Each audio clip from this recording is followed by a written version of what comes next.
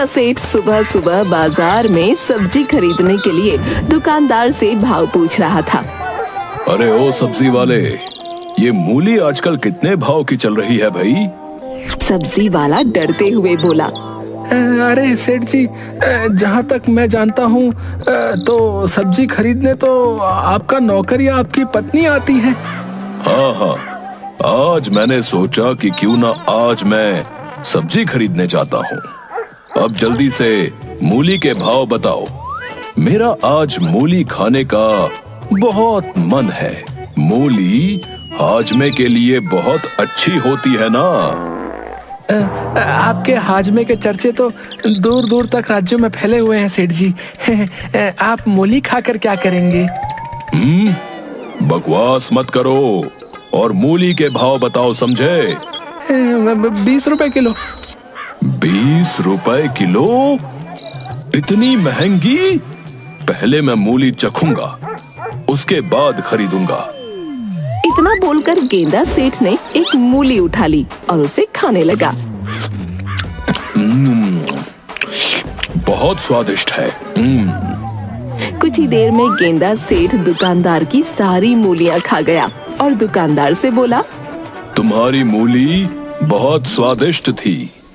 कल मैं तुम्हारी दुकान से आकर मूली जरूर खरीदूंगा। सेठ जी, इसके पैसे तो दे दीजिए।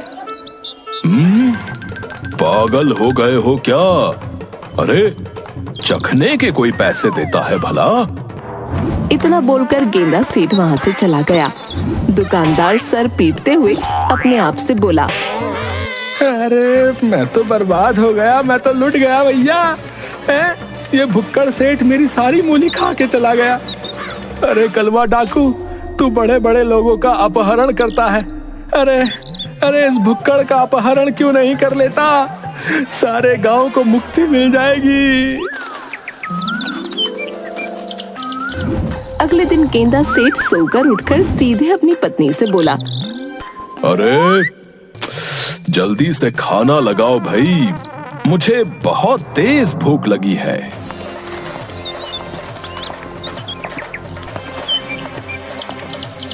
समझ में नहीं आता कि आखिर तुम्हारी माँ ने तुम्हें क्या खाकर पैदा किया है। तुम्हारे पैदा होने से पहले शायद उन्होंने हाजमोला की पूरी बोतल निगल ली होगी। उसका नतीजा तुम निकले। तुम्हें जो भी बुरा भला बोलना हो आराम से बोल लेना, पहले मेरे लिए खाना लाओ। तुम्हें आज कोई खाना नहीं मिलेगा। कल तुमने उस बेचारे सब्जी वाले का बेड़ा गर्क कर दिया। पूरी 50 किलो मूली खा गए तुम। उसके सारे पैसे मुझे चुकाने पड़े। गेंदा सेठ क्रोधित होता हुआ अपने घर से बाहर आ गया।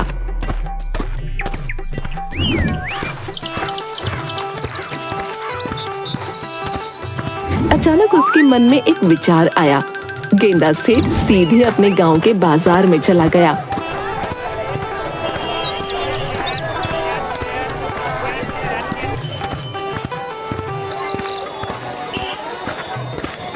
कि तभी गांव का मुखिया उसे मिल गया। अरे भुक्कड़ सेठ, कहाँ जा रहे हो? क्या बकवास कर रहे हो? मेरा मतलब गेंदा सेठ, जाओ जल्दी से अपने घर चले जाओ। क्यों? क्या तुम अपनी बेटी की शादी का न्योता देने मेरे घर आ रहे हो क्या? अरे मेरी क्या मत मारी गई है जो मैं तुम्हें न्योता दूंगा? अरे मैंने सुना है कि कलवा डाकू अपने साथियों के साथ यहाँ पर आ रहा है भाई। कलवा डाकू जो है बहुत बड़ा डाकू है, समझे? तुम्हें पता है वो लोगों का अपहरण करके ले जाता है और बदले में उनसे ढेर सारे पैसे मांगता है।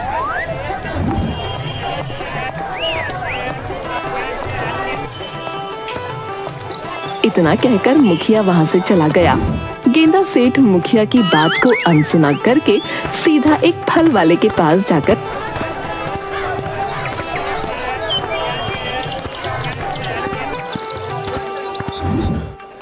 अरे भैया, ये सेब आजकल क्या भाव चल रहे हैं? 200 रुपए किलो भैया। अरे बहुत महंगे हो गए हैं। पहले मैं एक सेब चक्कर देखूंगा। ए भैया, मुझे सब पता है? कल तुमने मूली सब्जी वाले का बेड़ा करके कर दिया है, अब तुम वही करने मेरे पास आए हो। चले जाओ यहाँ से, बता रहा हूँ। गेंदा सेठ अपने गले में सोने की मोटी चेन को दिखाते हुए बोला, अरे क्या भिखारी समझा है क्या? ये मोटी सोने की चेन देख रहा है? तू अपनी पूरी दुकान, अपना घर भी बेच देगा ना, तब भी नहीं खरीद पाएगा, समझा? तभी वहाँ पर कलुआ डाकू अपने साथियों के साथ घोड़े पर बैठकर आ गया। कलुआ डाकू सबकी ओर देखते हुए बोला, हमारा ही नाम कलुआ है, कलुआ। हम जहाँ भी जाते हैं, पैसा, सब्जी, फल, अनाज, पानी सब लूट लेते हैं। इतना बोलकर कलुआ डाकू अपने साथियों की ओर देखकर बोला, लूट लो पूरे बाजार को, जितने भी खाने पीने की वस्तुएं हैं सब लूट लो। 2 महीने आराम से बैठकर खाएंगे। तभी वहाँ पर एक साधु आ गया।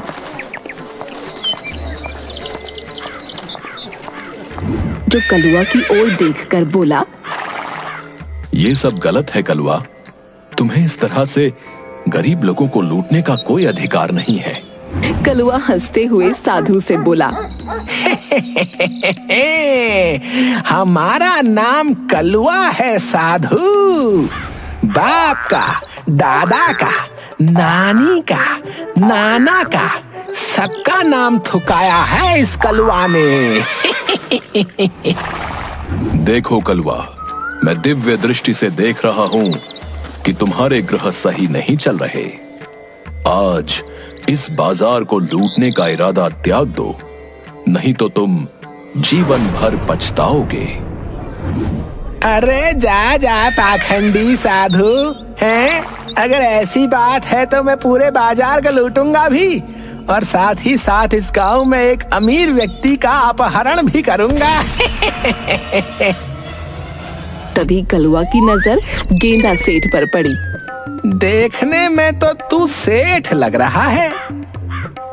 अरे मैं गांव का सेठ ही हूँ, मुझे गेंदा सेठ कहते हैं, गेंदा सेठ। कलुआ गुस्से से बोला, हमारा नाम कलुआ है। बाप का, दादा का, दादी का, नानी का, परनानी का, सबका नाम थुकाया है इस कलुआ ने। बड़े बड़े मूर्ख इंसान देखे इस कलुआ ने, लेकिन तेरे जितना बड़ा मूर्ख नहीं देखा। तूने मुझे बता ही दिया कि तू सेठ है, अब तो मुझे तेरा अपहरण करना ही पड़ेगा। इतना बोलकर कलुआ अपने साथियों से बोला, सारे बाजार को लूट लो और इस गंदा सेठ को भी उठा लो। कलुआ गेंदा सेठ को बंदी बनाकर एक खेत में ले गया।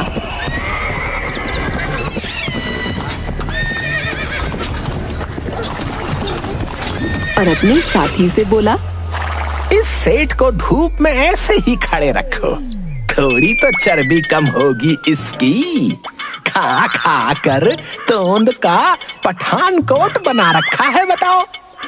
गेंदा सेठ कलुआ से बोला, अरे डाकू जी, मेरे इस पठानकोट को बहुत जोरों की भूख लगी है, और मुझे चाहे धूप में बांधो चाहे छांव में, मुझे इससे कोई फर्क नहीं पड़ता, बस मुझे कुछ खिला दो। हमारा नाम कलुआ है।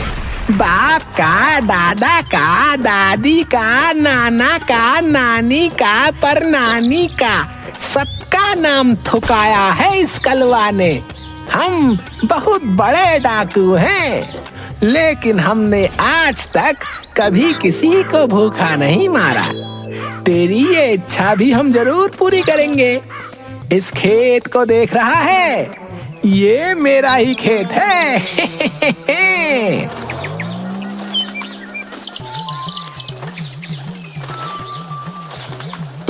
लेकिन आप तो डाकू हैं, प्रॉपर्टी का काम भी साथ में करते हैं क्या? अबे मूर्ख है, हम लोगों को लूटकर जमीन खरीदते हैं ताकि बुढ़ापे में हम आराम से बैठकर खा सकें। और ये मेरा पपीते का खेत है। तुझे जितनी भूख लगी है खा ले। इतना बोलकर कलुआ अपने साथी से बोला, इसके हाथ खोल दो। सरकार, अगर ये भाग गया तो? अबे तोंद देख, भागेगा भी तो कहाँ तक, और भागा भी तो फिर इसको पता लग जाएगा कि कलुआ है हम। हाँ, भागने वाले को सीधा गोली मार देते हैं। कलुआ के साथी ने गेंदा सेठ को खोल दिया। कलुआ अपने साथियों की ओर देखकर बोला, नम नम नम नम नम नम नम, मुझे बहुत नींद आ रही है। तुम सब भी आराम कर लो बे। और हाँ, इस सेठ पर नजर रखना, समझे? इतना बोलकर कलुआ आराम की नींद सो गया। गेंदा सेठ को बहुत ज्यादा भूख लगी थी। गेंदा सेठ देखते ही देखते पूरे खेत के पपीते चट कर गया।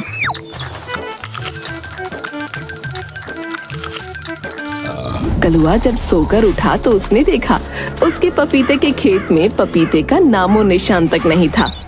अरे, कुछ देर पहले मेरे खेत में पपीते ही पपीते बिखरे पड़े थे, कहाँ गए? क्या हमसे भी बड़ा कोई डाकू आ गया था क्या कोई, जो हमारे ही खेत को लूट कर ले गया? कलुए का दूसरा साथी, जो कि गेंदा सेठ पर नजर रख रहा था, कलुआ से बोला, कोई डाकू नहीं आया था सरकार। सबसे बड़ा डाकू तो हम पकड़ कर लेकर आए हैं। क्या कहना चाहते हो बे तुम? सारे पपीते ये सेठ खा गया। मैंने अपनी जिंदगी में इतना बड़ा भुक्कड़ कभी नहीं देखा। कलुआ अविश्वास भरी नजरों से गेंदा सेठ को देखते हुए क्रोधित होते हुए बोला, हमारा नाम कलुआ है। बाप का, दादा का, दादी का, नाना का, नानी का, परनाना का, सबका नाम ठुकाया है इस कलुआ ने। अबे ओ भुक्कड़, ये सारे पपीते तूने खाए हैं क्या? हाँ डाकू महाराज, लेकिन इतने पपीते खाकर तो मेरे पेट का भला भी नहीं हुआ। मैंने तो बस आपके खेत के पपीते चखे मात्र हैं। अबे ओ भुक्कड़, ओए, तूने मेरा लाखों रुपए का नुकसान कर दिया है। मैं तुझे जान से मार दूंगा बे। इतना बोलकर कलुआ डाकू ने अपनी बंदूक निकाल ली कि तभी उसका साथी उससे बोला, ऐसा मत कीजिए सरकार, ये बहुत ही अमीर सेठ लगता है। अब इसको अभी अपने अड्डे पर ले चलते हैं, उसके बाद इसके घर पर फोन करके इसकी फिरौती मांगेंगे। इसने हमारा जितना नुकसान किया है वो सारा वसूल लेंगे सरकार। बिल्कुल सही कह रहे हो तुम। पहली बार तुमने पते की बात की है भाई। कलुआ गेंदा सेठ को अपने अड्डे तक ले गया, जो कि एक गुफा थी, और अपने साथियों से बोला, जितना भी राशन पानी फल फ्रूट हम लूट कर लेकर आए हैं, सब यहीं रख दो, समझे? सुबह इस भुक्कड़ के घर पर फोन करूंगा। सारे साथियों ने लूटा हुआ खाना गुफा के अंदर रख दिया।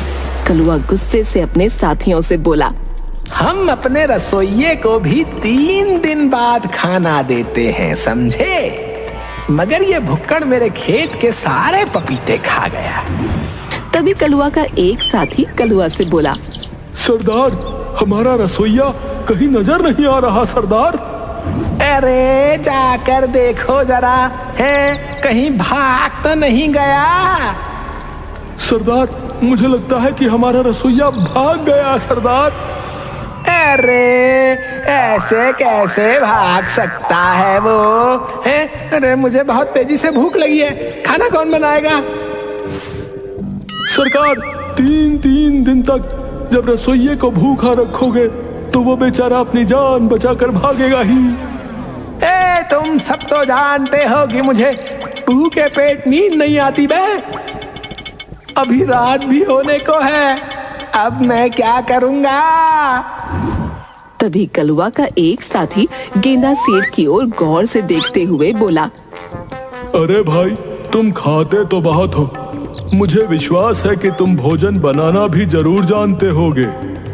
भोजन का नाम सुनकर गेंदा सेठ के मुंह में पानी आ गया। आपने तो मेरे मुंह की बात छीन ली। मैं भोजन बहुत अच्छा बनाता हूँ, बहुत ही अच्छा। अपने हाथ का बना हुआ भोजन खाकर मैं उंगलियां चाट कर रह जाता हूँ। हाँ। तभी कलवा गुस्से से बोला, अबे ओ भुक्कड़, भोजन हम अपने लिए बनवा रहे हैं, तेरे लिए नहीं बे, समझा? जब तक हमें नया रसोइया नहीं मिल जाता तब तक भोजन तू ही बनाएगा। चल जल्दी से काम पर लग जा, चल। कलवा अपने साथियों से बात करने में व्यस्त हो गया और गेंदा सेठ भोजन बनाने में व्यस्त हो गया। भोजन बनाते हुए गेंदा सेठ अपने आप से बोला, अरे वाह, खुशबू तो बहुत अच्छी आ रही है और इस खुशबू ने मेरी भूख को जगा भी दिया है। अरे वाह, यहाँ तो भोजन का भंडार है। गेंदा सेठ भोजन बनाते बनाते कुछ ही देर में सारा भोजन चट कर गया।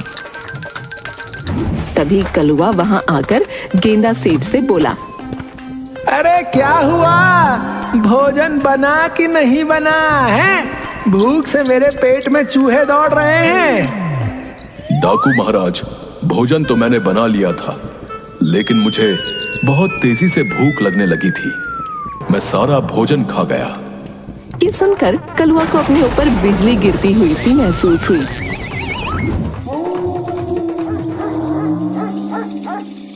अरे किसको पकड़ कर ले आया मैं? कलवा तो समझता था कि अपने बाप दादा परदादा का नाम मैंने ही थुकाया है, मगर इस भुक्कड़ ने तो सारे संसार का नाम थुका दिया रे। तभी कलवा का एक साथी गेंदा सेठ से बोला, क्या गेंदा भाई, क्या तुम वास्तव में सारा भोजन खा गए? और मुझे अभी भी भूख लग रही है। ये सुनकर डाकू के साथी को चक्कर आ गए। कलवा गुस्से से दांत पीसता रह गया। तुझे तो मैं सुबह देखूंगा बे। कलवा और उसके साथी गहरी नींद में सोए ही थे कि तभी उनके कानों में किसी जानवर की आवाज टकराई। कलवा डरते हुए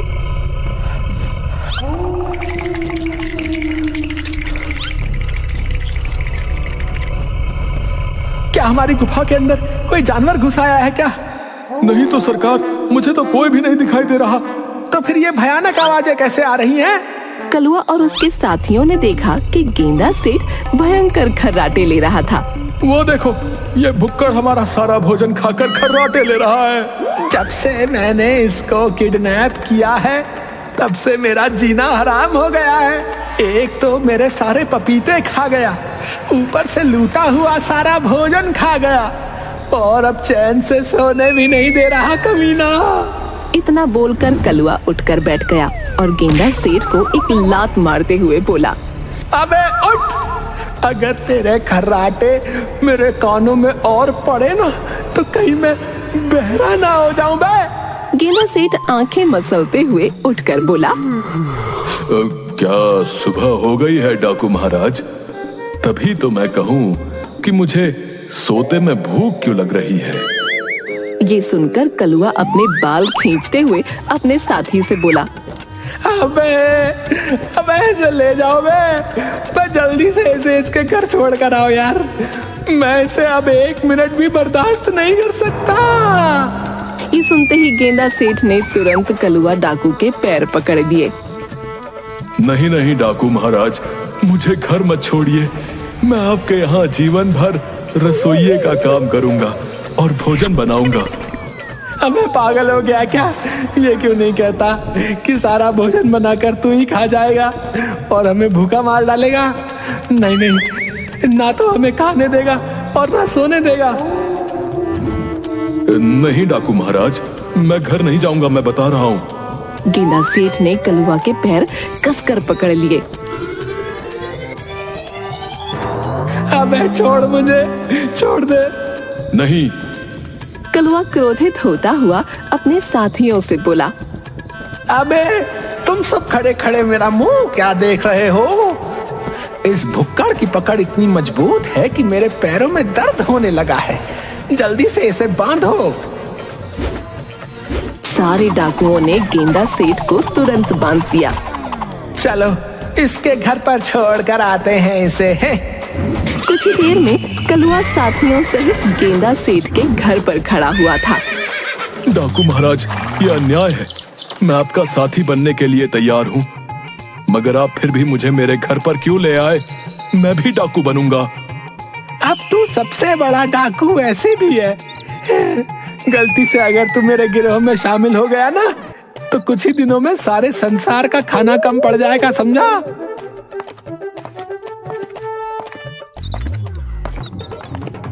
इतना बोलकर कलवा ने एक जोरदार लात गेंदा सेठ के मुंह पर मार दी। डाकू कलवा वहां से चला गया। गेंदा सेठ की पत्नी गेंदा सेठ की ओर देखकर बोली, तुम्हें तो मशहूर डाकू कलवा भी लात मारकर घर पर छोड़कर चला गया। सिर्फ मैं ही हूँ जो तुम्हें झेल रही हूँ। मेरे हाथ खोलो। नहीं, हाथ खोलूंगी तो तुम फिर से भोजन मांगोगे। वैसे कलवा डाकू ने तुम्हारे हाथ पैर बिल्कुल सही बांधे हैं। अब 2 दिन तक ऐसे ही पड़े रहो। ये सुनकर गेंदा सेठ बेहोश हो गया।